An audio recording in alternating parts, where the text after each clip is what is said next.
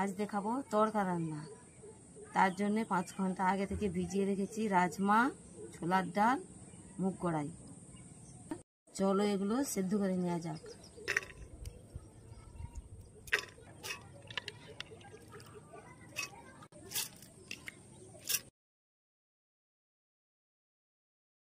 এবার মশলাটা করে নেব।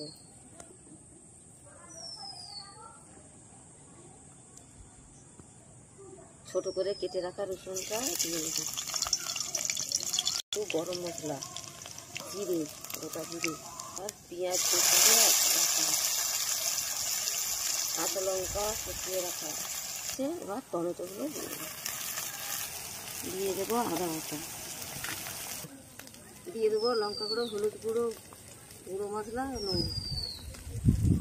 মশলা কষানো হয়ে গেছে, এবার ডিম দিয়ে দেবো।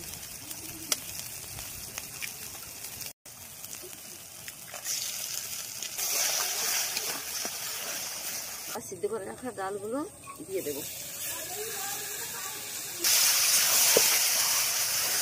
একটু জল দিয়ে দিলাম, একটু চিনি, দেবো ঘি, একটু লাল লঙ্কার গুঁড়ো, মশলা দিয়ে দেবো, একটু বিট নুন।